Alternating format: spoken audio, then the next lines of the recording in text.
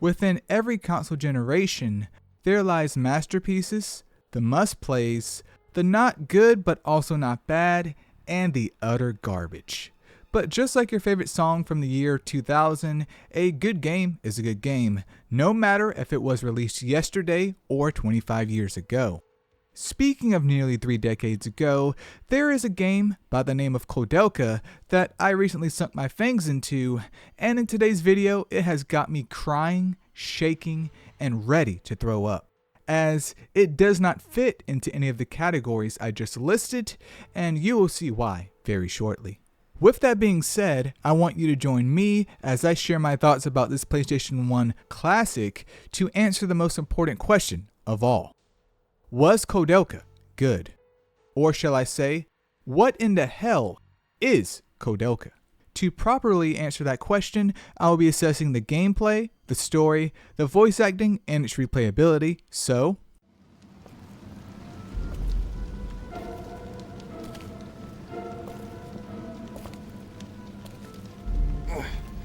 You're too early, Angel.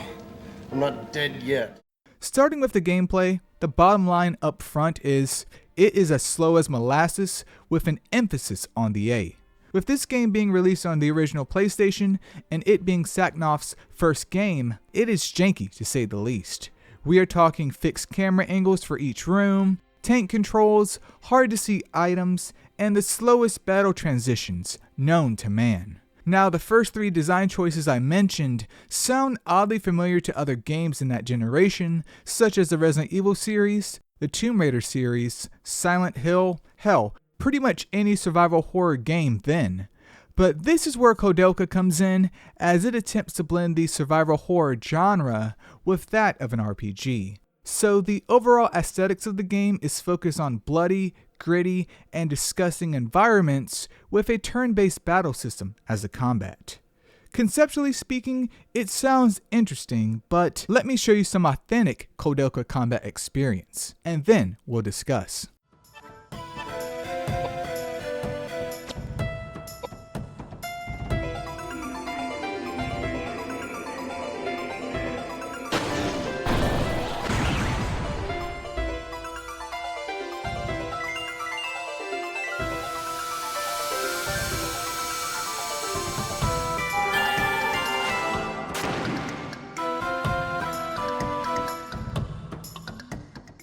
As you can see, there's nothing in this game that is done with haste. Not the movement, not the attacks, not even the death animations.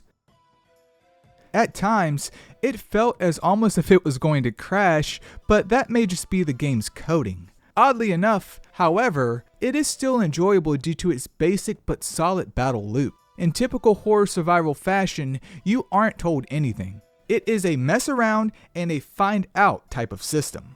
But once you grasp things, such as the stat allocations for your characters, or that the weapons you get break with use, the fun begins. You go from getting floored by the regular enemies with Koudelka, to rushing forward with Edward and smacking them, literally, with your hands.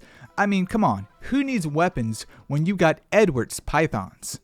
By the way, I am a sucker for leveling up different proficiencies through use and not just levels, as it scratches that urge for progression. So I thoroughly enjoyed seeing the damage and animations grow as Edward became more proficient at ass beating and Koudelka with her magic. Do not get it twisted though, proficiency will not always help you when it comes to the bosses, as some of them are as cheap and as vile as can be just for the hell of it. So it was not uncommon for me to reload my save and try a few different methods before I succeeded in downing the pixels in front of me. But with your average encounters taking around 2 minutes to complete, this game calls for a gross amount of patience. At least the regular encounter and boss battle themes are absolute bangers.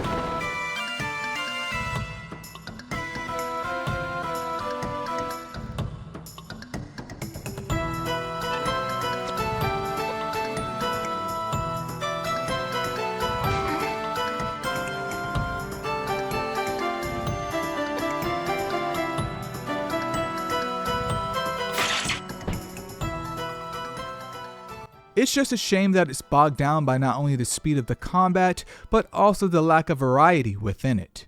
The core loop is great, but even by gaming standards of 1999, it feels a bit uninspired. Give us some team attacks or one special per character to spice up the battles, you know? Anyway, it is time to get serious and give you what you all have been waiting for, the story. The plot focuses on Koudelka, Edward, and James, who end up traversing through the Nemeton Monastery together, but for different reasons. Naturally, it turns out that this old monastery is a terrible place to be, as it is home to phantoms, thieves, and even a gargoyle.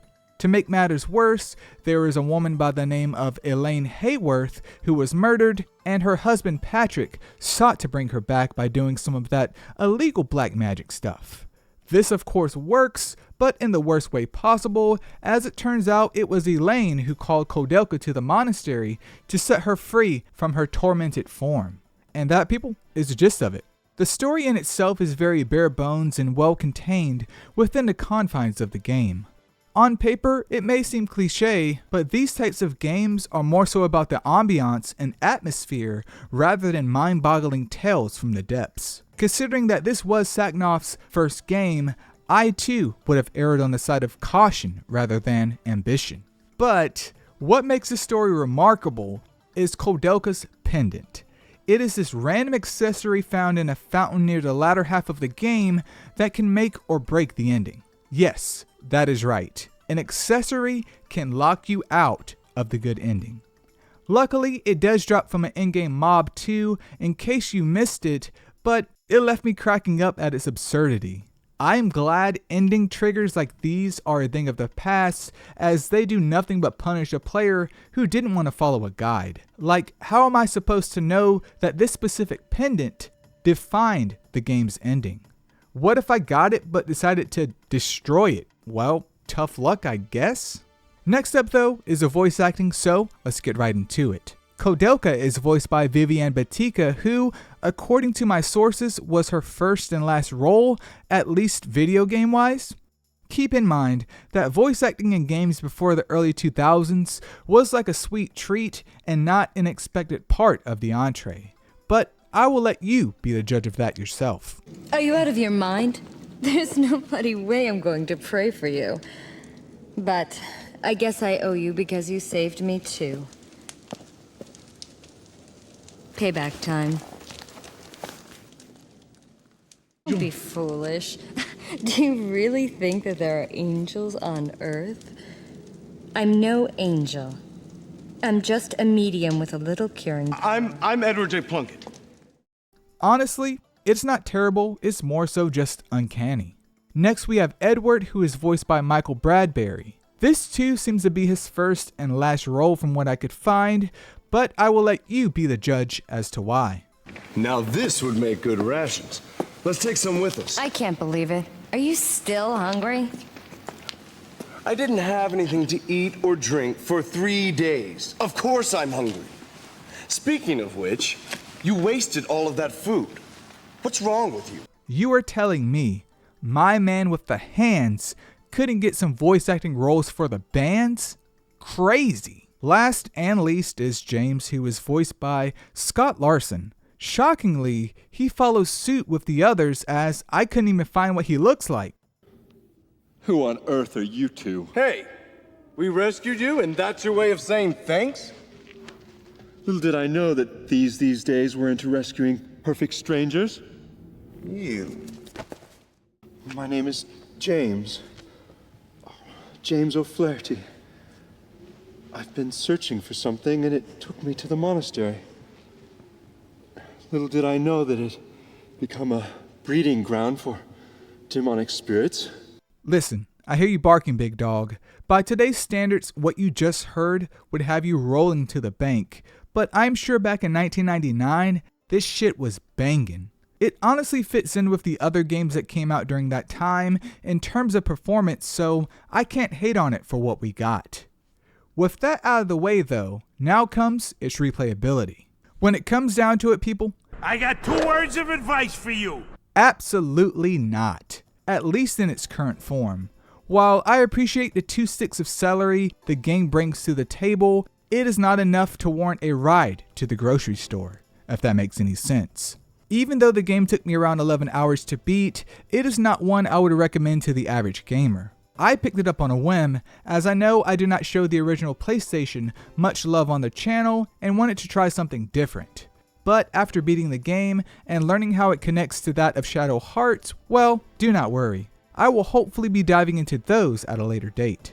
Like I said though, for the average gamer, this one just ain't it. Its shortcomings and flaws are far greater than the potential of fun you can get out of it unless you are a masochist like me. While I doubt a remaster or even port is on the horizon, at the very least a 2x or 3x speed option would have helped cut down on the excessive slowness that is that of Koudelka. With that being said though, it is now time for me to answer the most important question of all.